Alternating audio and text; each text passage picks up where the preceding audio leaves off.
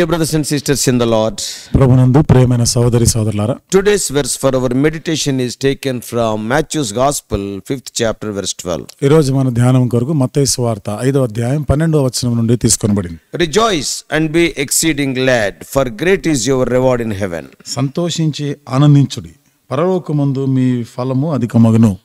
We all know that the best message ever given on the planet Earth was the Sermon on the Mount. ఈ భూమి మీద ఇవ్వబడిన ప్రసంగాలు అన్నిటికన్నా శ్రేష్టమైన ఉత్తమమైనటువంటి ప్రసంగం కొండ మీద చేయబడిన ప్రసంగంగా మనకు తెలుసు. The message was from the very mouth of Lord Jesus Christ. ఈ సందేశం, ఈ వర్తమానము స్వయాన యేసుక్రీస్తు ప్రభువు వారి నోటి నుండి వచ్చినది. The Beatitudes were mentioned as a part of this sermon. ఈ యొక్క మరి వర్తమానంలో భాగంగానే ధన్యతలు కూడా ఉన్నాయి. What is the meaning of Beatitudes? ఈ ధన్యతలు, దీని అర్థం ఏమిటిది? These are the qualities to be possessed by the citizens of heaven, the born again children of God, while they are living in this world. పరలోక పౌరులు, మరి రక్షించబడినటువంటి అంటే తిరిగి జన్మించినటువంటి దేవుని బిడ్డలైనటువంటి వారు భూమి మీద జీవించినప్పుడే ఈ లక్షణాలు ఇవన్నీ కూడా కలిగి ఉండవలసింది. They are expected to exhibit these divine qualities in and through their lives. ఈ దైవికమైనటువంటి గుణ లక్షణాలని వారి జీవితం ద్వారా వాళ్ళు కనపరచవలసిన వారే ఉన్నారు. Jesus gave this message to the individual believers,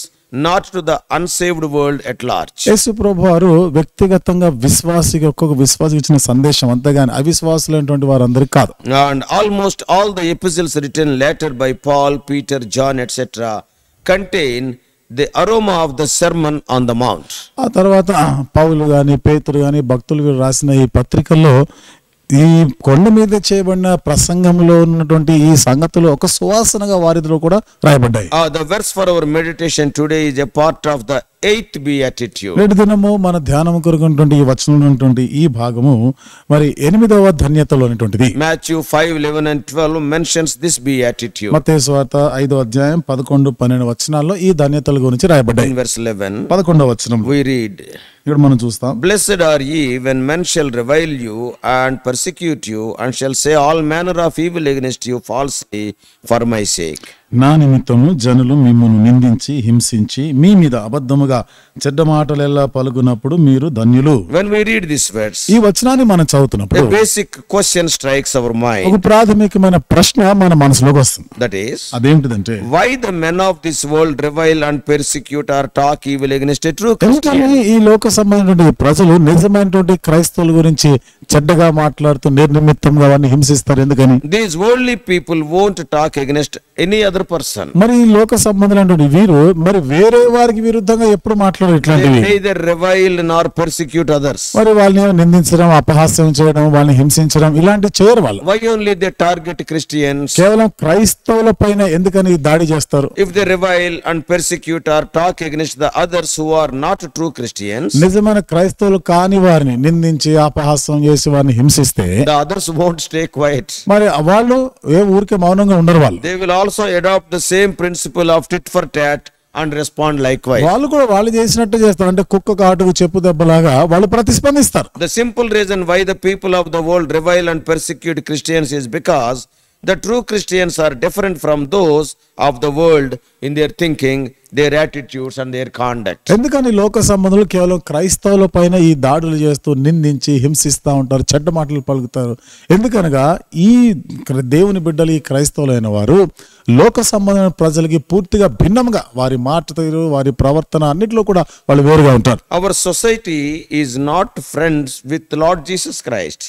మనం ఉన్న సమాజం ఏమిటంటే ఈ ప్రజలు యేసుక్రీస్తు ప్రభువారితో స్నేహంగా ఉన్న వాళ్ళు కాదు. They crucified him. వాళ్ళు ఆయనను సిలువ వేసినారు. Therefore they do the same to his followers. కాబట్టి ఆయనను వెంబడించే వారితో కూడా అట్లాగే ప్రవర్తిస్తారు. We cannot expect any better treatment. మనం అంతకన్నా మంచిగా వ్యవహరిస్తారని అనుకోవడానికి ఏమీ లేదు. Whether we like it or not, there will be conflict between us and the world. మనకి నచ్చినా నచ్చకపోయినా మనకి లోకానికి ఎప్పుడు కూడా వైరం ఉంటుంది, పోరాటం ఉంటుంది. Though we are in this world, we are not of this world. మనము ఈ లోకంలోనే ఉంటున్నాం కానీ లోక సంబంధులం కాం. That's why it is not easy to be a dedicated Christian. అందుకని ఒక ప్రతిష్ఠించుకున్నటువంటి క్రైస్తవుడుగా ఉండడం అనేది అంత సులువైన పని కాదు. A compromising or a backslidden Christian may manage his life easily in the midst of these worldly people. చూడండి, లోకంతో రాజీ పడిపోయి లోకంతో కూడా కలిసిపోయేటువంటి వారికి అది ఎంతో సుఖంగా సౌఖ్యంగా ఉండొచ్చు. But for a true Christian, it will be like swimming against the tide. కానీ నిజమైన క్రైస్తవుడికి అయితే మరి అలలకి ఎదురీదడం లాంటిది. There will be radical difference between the thinking of a worldly person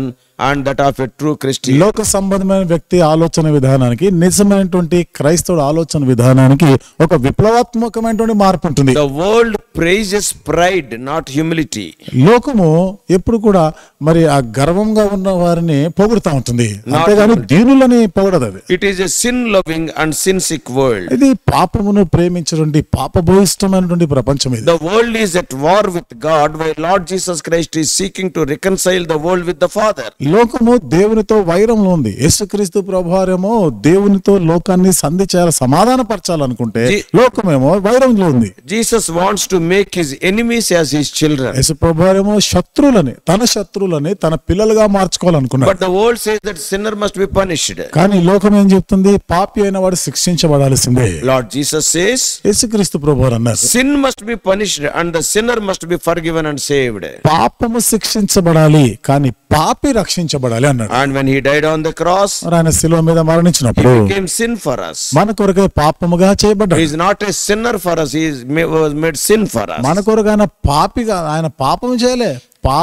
ఆయన పాపిగా చేయబడ్డాడు. ఆయన Father, being a holy God, punished that sin. మరి తండ్రి పరిశుద్ధుడైనటువంటి దేవుడై ఉండి తన కుమారుని శిక్షించాడు. So the way of the world is against the way of God. కాబట్టి లోక విధానము దేవుని యొక్క విధానానికి భిన్నముగా వేరుగా As children of God, we think like God, as it is written in Philippians 2:5. దేవుని పిల్లలంగా మనం దేవుని వలె ఆలోచన కలిగి ఉండాలి. ఫిలిప్పీయులకు రాసిన పత్రిక 2వ అధ్యాయం 5వ వచనం రాయబడిన ప్రకారం Mind of Jesus. మనకి క్రీస్తు యేసు యొక్క మనసు మనకు ఉంది. When we have the mind of Jesus, the world will surely hate us. యేసు యొక్క మనస్సును మనం కలిగి ఉన్నప్పుడు తప్పక లోకం మనల్ని ద్వేషిస్తుంది. We must expect to be persecuted if we are living as God wants us to live in this world. దేవుడు ఏ రీతిగా ఈ లోకంలో మనం జీవించాలని కోరుతున్నాడో ఆ ప్రకారంగా మనం జీవిస్తే తప్పక మనకి ఎదిరింపులు, హింసలు వస్తాయనే మనం అనుకోవాలి. Sometimes though we are believers, కొన్నిసార్లు మనం విశ్వాసులమైన we are prone to commit some mistakes. మనము కొన్ని పొరపాట్లు, తప్పులు చేసేటువంటి ఆస్కారం ఉంది. As the result of this, we suffer due to our foolishness or disobedience. దీని ఫలితంగా అంటే మన యొక్క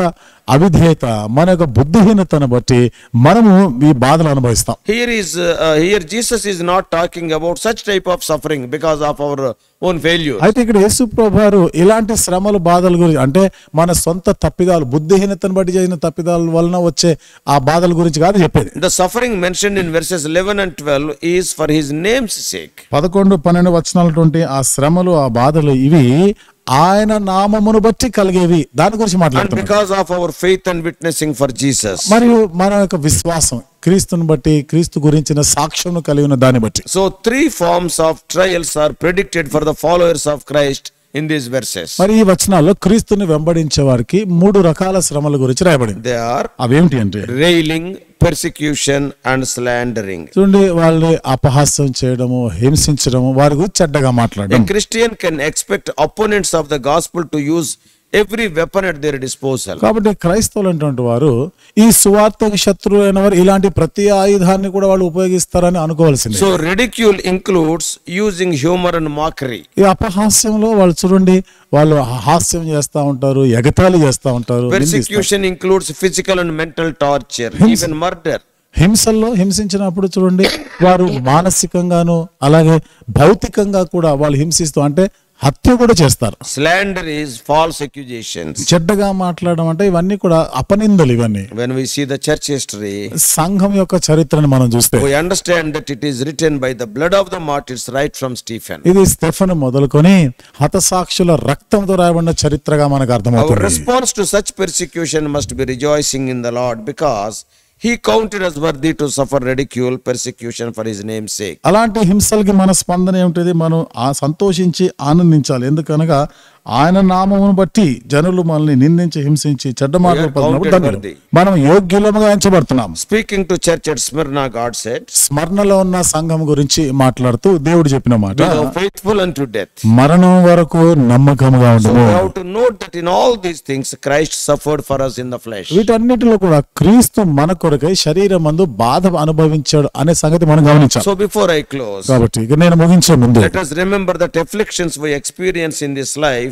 are light in comparison to the weight of glory and reward we are going to experience in heaven, as we read in 2 Corinthians 4:17. కొరింథీయులకు రాసిన 2వ పత్రిక 4వ అధ్యాయం 17వ వచనంలో మనం గమనించినప్పుడు మనము అనుభవిస్తున్నటువంటి ఈ శ్రమలు ఇవన్నీ కూడా క్షణమాత్రముండు చులకని శ్రమ, ఇది మరి అంతకంతకు ఎక్కువ నిత్యమైన మహిమ భారము కలుగజేయుచుంది.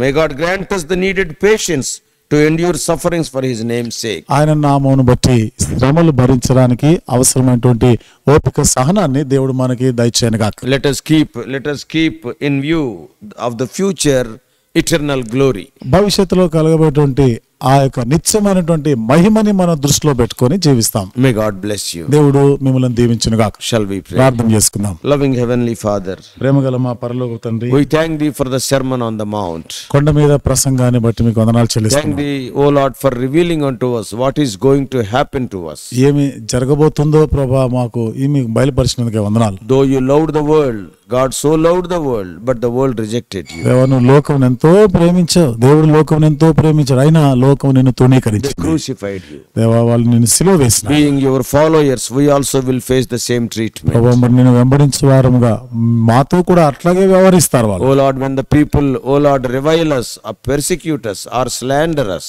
ప్రజలు మమ్మల్ని నిందించి హింసించి మా గురించి చెడ్డ మాటలు పలికినప్పుడెల్లా O Lord, help us to have your mind. దేవా, మీకున్న మనస్సు కలిగి ఉండటకు సహాయం చేయండి. O Lord, they will be mocking us. దేవా, వారు మమ్మల్ని అపహాస్యం O చేస్తారు. Lord, they will be persecuting us physically and also mentally. వాళ్ళు మమ్మల్ని హింసిస్తున్నారు, భౌతికంగాను మానసికంగా కూడా They will be హింసిస్తున్నారు. talking so many slanders. దేవా, మా గురించి ఎన్నో చెడ్డ మాటలు But మాట్లాడుతున్నారు. help us to be joyful. అయితే మేము సంతోషించే వారంగా చేయండి. Because thou hast counted us worthy to suffer shame for thy name. ఎందుకనగా నీ నామమును బట్టి శ్రమలు భరించడానికి మమ్మల్ని యోగ్యులుగా ఎంచినావు. If any one of our dear ones are going through such situation, మా ప్రియులు ఎవరైనా ప్రభా ఇలాంటి పరిస్థితి గుండా వెళ్తున్నవారైతే help us not to be discouraged.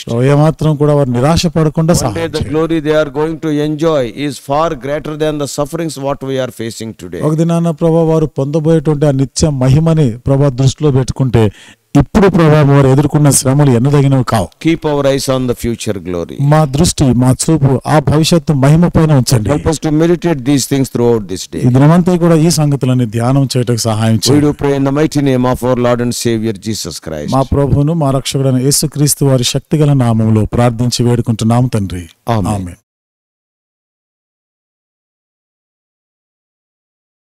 God bless you all. Please subscribe for more spiritual messages on YouTube channel John Victor Hebron.